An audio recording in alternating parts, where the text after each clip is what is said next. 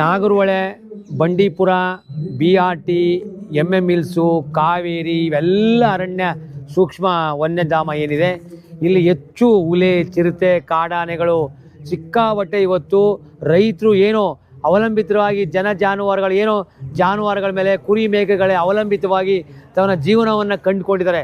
ಆ ಜೀವನವನ್ನು ಕಂಡ್ರಂಥ ಇವಕ್ಕೆ ಬಂದು ಇವತ್ತು ಸಿಕ್ಕಾಪಟ್ಟೆ ಹುಲಿಗಳು ಬಂದು ದಾಳಿ ಮಾಡ್ತವೆ.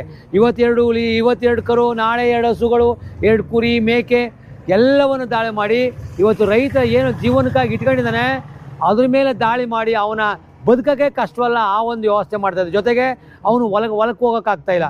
ಜೊತೆಗೇನು ಆನೆಗಳ ಹಾಳಿ, ಒಂದು ಕಡೆ ಬೆಳೆ ಹಾನಿ ಮಾಡ್ತವೆ, ಒಂದು ಕಡೆ ಊರೊಳಗೆ ನುಗ್ಗಿ ನಾವೇನು ಅವಲಂಬಿತವಾಗಿವಿ ಅದ್ರ ಮೇಲೆ ದಾಳಿ ಮಾಡಿ ಏನೋ 1 ಲೀಟ್ರ್ 2 ಲೀಟ್ರ್ ಡೈರಿಗೆ ಹಾಲು ಹಾಕೊಂಡು ಜೀವನ ಮಾಡ್ತಾಯಿದ್ದೋ ಅದ್ರ ಮೇಲೂ ದಾಳಿ ಮಾಡಿ ರೈತರ ಜೀವನವನ್ನು ಹಾಳು ಮಾಡ್ತವೆ.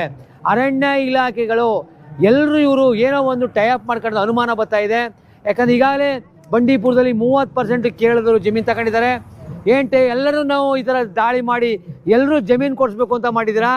ಹಾಗಾಗಿ ಅರಣ್ಯ ಇಲಾಖೆ ನೌಕರರಿಗೆ ಹೇಳ್ತಾ ಇದ್ದೀನಿ, ನೀವೇನು ಹಿಂಗೆ ಮಾಡಿದ್ರೆ ನಿಮ್ಮೆಲ್ಲರ ಮೇಲೂ FIR ಆಯ್ತು. ನನ್ನ ಜೀವನ ನಿಮ್ಮ ಕರ್ತವ್ಯ ಭ್ರಷ್ಟತೆ ಮೇಲೆ ನಾನು ಕಂಪ್ಲೇಂಟ್ ಮಾಡ್ತಾ ಇದ್ದೀನಿ. ನಾಳೆಯಿಂದ ನನ್ನ ಒಂದು ಪ್ರಾಣಿ ಏನಾದರೂ ಆದರೆ ನಿಮ್ಮ ಕಾಡು ಪ್ರಾಣಿಗಳು ಎಷ್ಟು ನಾವು ನೋಡ್ಕೋತೀವೋ ಅದೇ ಥರ ನಮ್ಮ ಊರಲ್ಲಿರುವ ಏನು ಹಸು ಇರ್ಬೋದು, ಕುರಿ ಇರ್ಬೋದು, ಮೇಕೆ ಅದು ಇವತ್ತು ಅಮೂಲ್ಯನೇ.